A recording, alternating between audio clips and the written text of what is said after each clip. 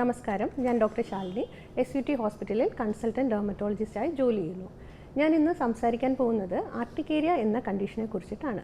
അപ്പോൾ ആർട്ടിക്കേരിയ എന്ന പദം കേൾക്കുമ്പോൾ നമുക്കതൊരു പുതിയ എന്തോ രോഗമായിട്ട് തോന്നാം. പക്ഷേ ഇതിൻ്റെ ലക്ഷണം കേൾക്കുമ്പോൾ വളരെ പരിചിതമായ ഒരു കണ്ടീഷനാണ് ആർട്ടിക്കേരിയ. നമുക്ക് സാധാരണ ശരീരത്തിൽ പുഴു ആട്ടിയതുപോലെ പ്രത്യക്ഷപ്പെടുന്ന ചൊറിച്ചിലോടുകൂടിയുള്ള തടിപ്പുകൾ. ഇത് കുറച്ച് നേരം 2-3 മണിക്കൂർ അല്ലെങ്കിൽ മാക്സിമം 1 മണിക്കൂർ ഒരു ദിവസം വരെയോ നിന്നിട്ട് അതങ്ങ് അപ്രത്യക്ഷമാവുകയും ആ അപ്രത്യക്ഷമാവുന്ന സ്ഥലങ്ങളിൽ യാതൊരു പാടോ കലയോ ഒന്നും വിടുകയില്ല. അങ്ങനെ ഉണ്ടാകുന്ന കണ്ടീഷനാണ് ആർട്ടിക്കേരിയ. അപ്പോൾ നമ്മൾ ഫ്രണ്ട്സിൻ്റെ കയ്യിലൊക്കെ ഇറുക്കി പിടിച്ചിട്ട് വിടുമ്പോഴത്തേക്കും അവിടെ തെളിഞ്ഞു വരിക. ചിലർക്കാണെങ്കിൽ പാൻറ് ഇടുന്നവർക്ക് അല്ലെങ്കിൽ പാവാട ഉടുക്കുന്നവർക്ക് വീട്ടിൽ ചെന്നിട്ട് ഡ്രസ്സ് അഴിച്ചു മാറ്റുമ്പോൾ അവിടെ വട്ടത്തിൽ തണുത്ത് വരിക. അപ്പോൾ ഇങ്ങനെയൊക്കെ വരുന്ന വളരെ കോമൺ ആയിട്ടുള്ള ഒരു കണ്ടീഷനാണ് ആർട്ടിക്കേരിയ. അപ്പം ഇത് എപ്പോഴാണ് ഒരാൾക്ക് ബുദ്ധിമുട്ട് വരുന്നതെന്ന് വെച്ച് കഴിഞ്ഞാൽ ഭയങ്കരമായ ചൊറിച്ചിലോടുകൂടി പ്രത്യക്ഷപ്പെടുകയും അയാളുടെ ഡെയിലി ആക്ടിവിറ്റീസിനെ അത് ബാധിക്കുകയും ചെയ്യുമ്പോഴാണ് നമ്മളിതിനൊരു രോഗമായിട്ട് എടുക്കുന്നത്. രാത്രി ഉറങ്ങാൻ പറ്റുന്നില്ല, അല്ലെങ്കിൽ ജോലിക്ക് പോകാൻ പറ്റുന്നില്ല, അങ്ങനെ വരുമ്പോഴാണ് ആർട്ടിക്കേരിയ നമുക്കൊരു ശല്യമായിട്ട് വരുന്നത്. അപ്പോൾ എന്തുകൊണ്ടാണ് ആർട്ടിക്കേരിയ വരുന്നത്? നമ്മുടെ ശരീരം അതിന് പിടിക്കാത്ത എന്തോ വസ്തുവിനോട് പ്രതിരോധിക്കുന്നത് കൊണ്ടാണ് ഈ ഒരു റിയാക്ഷൻ വരുന്നത്. അപ്പോൾ ശരിക്കും പുറത്തുനിന്നൊരു അണുബാധ വന്നു എന്ന് വിചാരിക്കുക. ആ അണുബാധയോടാണ് എൻ്റെ ശരീരം പ്രതിരോധിക്കുന്നത്. പക്ഷേ അതിൻ്റെ പാർശ്വഫലമായിട്ട് ഈ പ്രതിരോധശേഷി അല്ലെങ്കിൽ എൻ്റെ ശരീരത്തിലെ ഇമ്മ്യൂണിറ്റി അല്ലെങ്കിൽ എൻ്റെ ശരീരത്തിലെ പോലീസ് ചെന്ന് സ്കിന്നിലുമായിട്ട് അടിയുണ്ടാക്കുന്നു. അത് കാരണം സ്കിന്നിൽ ചുവന്ന റാഷസ് വരുന്നു, ചൊറിച്ചിൽ വരുന്നു. അപ്പോൾ ഇത് നമ്മൾ വിചാരിക്കും, ഓക്കെ എനിക്കിന്ന് ഒരു ദിവസം ഇപ്പോൾ ഞാനൊരു ആഹാരം കഴിച്ചു, ഒരു ബീഫ് കഴിച്ചു, അപ്പം ഇന്ന് ആണ് എനിക്ക് ചൊറിച്ചിൽ തുടങ്ങിയത്. പക്ഷേ അടുത്ത 2 ആഴ്ച ഇത് വന്നും പോയി ഇരിക്കാം. അപ്പോൾ ഈ 2 ആഴ്ചക്കാലം നിങ്ങൾ ചിലപ്പോൾ ബീഫ് കഴിച്ചിട്ടുണ്ടാവില്ല. പക്ഷേ ഒരു റാഷ് തുടങ്ങിക്കഴിഞ്ഞാൽ അടുത്ത 2 ആഴ്ച മിനിമം ഈ റാഷസ് വന്നും പോയിരിക്കും. അതാണ് ആർട്ടിക്കേരിയയുടെ പ്രത്യേകത. അപ്പം ഇത് എന്തുകൊണ്ടാണ് വരുന്നത്? നമ്മൾ സൂര്യപ്രകാശം ഉൾപ്പെടെ അതിന് താഴെയുള്ള എന്ത് ഘടകവും ആർട്ടിക്കേരിയ ഉണ്ടാക്കാം. ഏറ്റവും കോമൺ ആയിട്ട് കാണുന്നത് ഫുഡ് തന്നെയാണ്. നമ്മൾ കുട്ടിക്കാലം തൊട്ട് കഴിക്കുന്ന എന്ത് ആഹാരത്തിനും നാളെ റിയാക്ഷൻ വന്നുകൂടാന്നില്ല. എന്നാലും ഏറ്റവും കോമൺ ആയിട്ട് വരുന്നത് നമ്മൾ കളർ ചെയ്യുന്ന സാധനം അല്ലെങ്കിൽ ഫ്ലേവർ ചെയ്യുന്ന സാധനം, അതായത് പാക്കറ്റിൽ വരുന്ന ആഹാരങ്ങൾ അല്ലെങ്കിൽ ഡ്രിങ്ക്സ് അല്ലെങ്കിൽ ഈ സീ ഫുഡ്, കൊഞ്ച്, കക്ക, കല്ലുമ്മക്കായ, അയല മീൻ, ചൂര മീൻ, അങ്ങനെ എന്ത് വസ്തുവിനും നമുക്ക് ഒരാൾക്ക് റിയാക്ഷൻ വരാം. അപ്പോൾ ഇത്രയും നാൾ കഴിച്ചുകൊണ്ടിരുന്ന ഒരു വസ്തുവിന് തന്നെ നാളെ വരാം. അതാണ് ഇവിടെ നമ്മൾ ശ്രദ്ധിക്കേണ്ട ഒരു കാര്യം.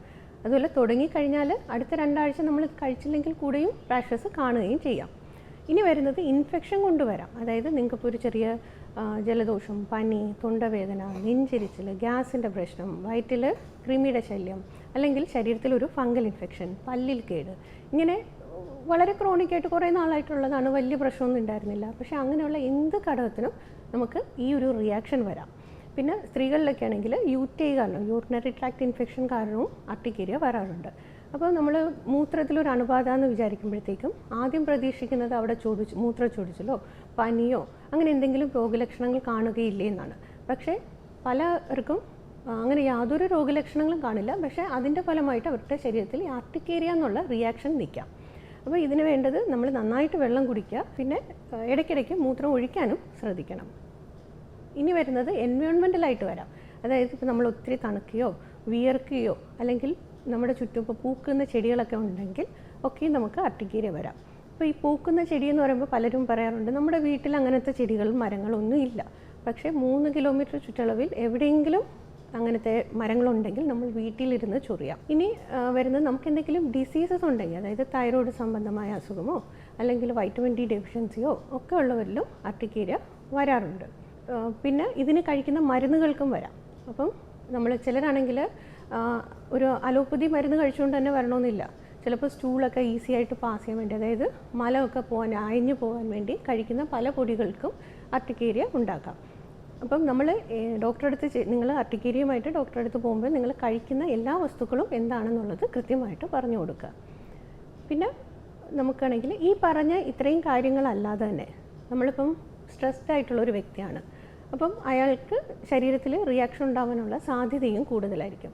അപ്പം അങ്ങനെയുള്ളവർക്ക് മറ്റ് പുറമേ നിന്ന് ഒന്നും കണ്ടില്ലെങ്കിൽ തന്നെ ആ സമയം സ്ട്രെസ് കാരണം ഈ ആർട്ടിക്കേരിയ പോലുള്ള റിയാക്ഷൻസ് വരാറുണ്ട്.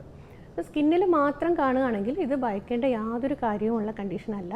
പക്ഷേ നമുക്ക് ഇതിനോട് അപ്പം ചുണ്ടൊക്കെ തടിച്ചു വരിക, കണ്ണ് തടിച്ചു വരിക, അല്ലെങ്കിൽ ശ്വാസം സംബന്ധമായ ബുദ്ധിമുട്ട് വരിക, അല്ലെങ്കിൽ നമുക്ക് ഛർദിലോ ഡയറിയോ അങ്ങനെ എന്തെങ്കിലും വരിക, അങ്ങനെ ഉണ്ടെങ്കിൽ നമ്മൾ അടുത്തുള്ള ഹോസ്പിറ്റലിൽ പോകണം. ഇഞ്ചക്ഷനായിട്ടാണ് മരുന്ന് കൊടുക്കേണ്ടത്.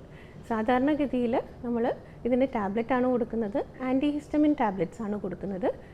ഇത് നമുക്ക് അർട്ടിക്കേരിയ ഇപ്പോൾ റെക്കറൻ്റ് ആയിട്ട് അർട്ടിക്കേരിയ വരുന്ന ഒരാൾക്കാണെങ്കിൽ നമ്മൾ മിനിമം 2 ആഴ്ചയെങ്കിലും ട്രീറ്റ് ചെയ്താലേ ഇത് കുറയത്തുള്ളൂ. ഇപ്പോൾ ചിലർക്കാണെങ്കിൽ നമ്മൾ ആഴ്ചയിൽ 3 പ്രാവശ്യമോ അല്ലെങ്കിൽ ആഴ്ചയിൽ 2 പ്രാവശ്യമോ അങ്ങനെ ഗ്രാജുവലി ടേപ്പർ ചെയ്തിട്ടാണ് ഇത് നിർത്തുന്നത്. അപ്പോൾ അർട്ടിക്കേരിയ വന്നു കഴിഞ്ഞാൽ ആദ്യം തന്നെ ഇത് പേടി വരുന്ന ഒരു അസുഖമാണ്. കാരണം ഒരു വാർ പോലെയാണ്, ഒരു റിയാക്ഷൻ ആണല്ലോ. അപ്പോൾ അതിൻ്റെ കൂടെ നമുക്കാണെങ്കിൽ സ്ട്രെസ്സ് വരും, ദേഷ്യം വരും, സങ്കടം വരും. പക്ഷേ ഇത് ഇമോഷണലായിട്ട് എടുക്കരുത്. നമ്മൾ സമാധാനപരമായിട്ട് ഈ അർട്ടിക്കേരിയനെ ഹാൻഡിൽ ചെയ്യും. ഡോക്ടർ നിർദ്ദേശിക്കുന്ന പോലെ തന്നെ മരുന്ന് കഴിക്കുകയും എന്തെങ്കിലും കാരണം കിട്ടുകയാണെങ്കിൽ അതിനെ കണ്ടുപിടിച്ച് ഒഴിവാക്കുകയും ചെയ്യുന്നത് വളരെ നല്ലതായിരിക്കും. നന്ദി, നമസ്കാരം.